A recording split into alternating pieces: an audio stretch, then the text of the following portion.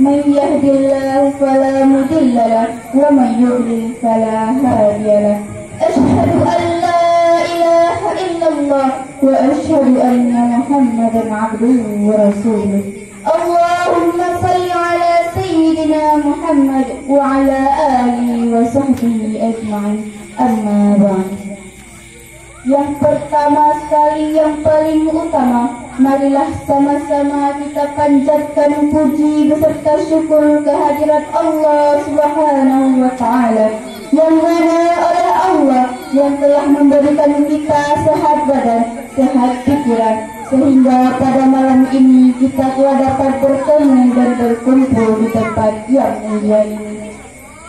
Selawat bersampaikan salam berbuah rindu berdaun cinta. Marilah sama-sama kita panjatkan kepada seorang tokoh yang kokoh imannya sekokoh baja, yang lembut hatinya selembut sutra, yang luhur pekertinya tak terhingga, yang tampannya tiada tara.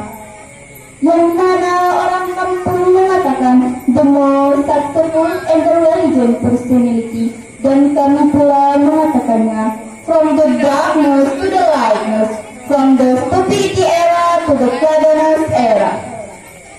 Selawat berbingkaikan salam, marilah sama-sama kita sanjung sajikan kepada al dan sahabat beliau yang telah berjuang menegakkan panji Islam dan kalimatul haq. La ilaha illallah Muhammadur Rasulullah.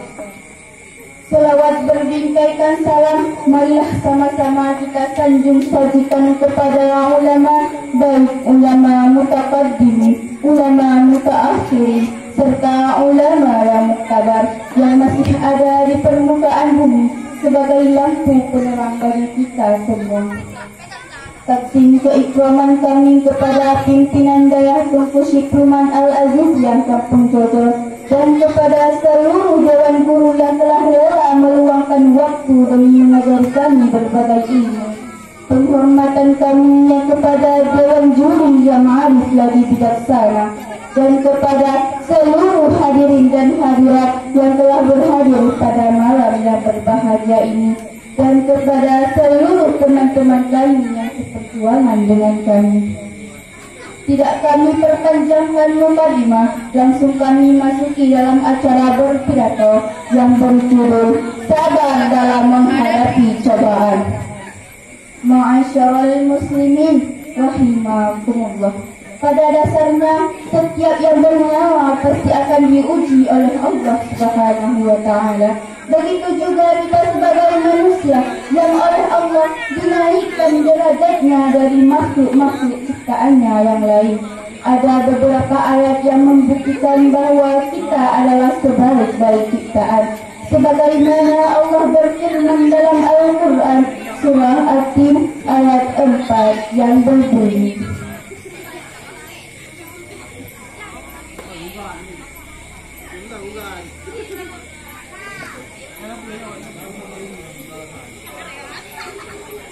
A'udzu billahi minasy syaithanir rajim. Bismillahirrahmanirrahim. Laqad khalaqnal insana fi ahsani taqwim. yang artinya Aku berlindung kepada Allah dari godaan syaitan yang terkutuk dengan menyebut nama Allah yang Maha Pengasih lagi Maha Penyayang. Sungguh Allah telah menciptakan manusia dalam bentuk sebaik-baiknya. ayat tersebut sudah cukup menjadi bukti bagi kita bahwa kita adalah sebaik-baik ciptaan. Satu keniscayaan bagi kita yaitu sebagai makhluk yang paling baik diuji oleh Allah Subhanahu wa Ta'ala. Ma'asyiral muslimin rahimakumullah.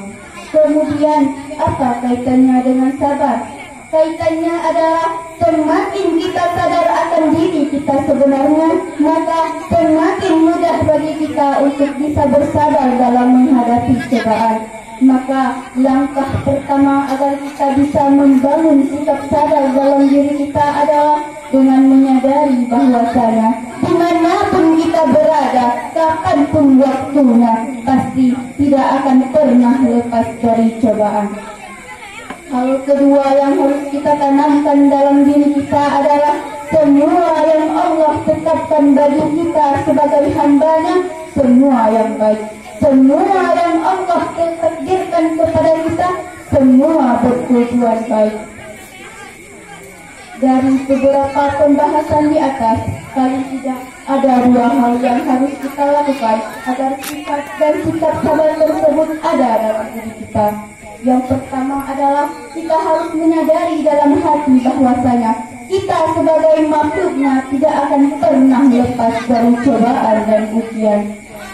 Hal yang kedua, kita harus menanamkan dalam pikiran dan hati kita adalah semua yang Allah tetapkan kepada kita, semua yang baik. Sehingga keyakinan kita akan pertolongan Allah akan selalu ada. Ma'asyiral muslimin rahimakumullah. Dalam Al-Quran, Allah memberitahukan tentang balasan bagi orang-orang yang sabar. Sebagaimana Allah berfirman dalam Al-Quran, surah Al-Baqarah ayat 153 yang berbunyi, Bismillahirrahmanirrahim. Ya ayyuhalladzina amanu ista'inu bis-sabri was-salah. Innallaha ma'as-sabirin. Shadaqallahul azim. yang artinya Dengan menyebut nama Allah yang Maha Pengasih lagi Maha Penyayang. Wahai orang-orang yang beriman, mohonlah pertolongan kepada Allah dengan sabar dan salat. Sungguh Allah bersama orang-orang yang sabar dan salat. Maha benar Allah atas segala firman-Nya. Masya Allah, nikmat apalagi yang lebih besar selain bersama dengan Allah Subhanahu wa Ta'ala. Allah menjadi tujuan kita, Allah menjadi penjaga kita.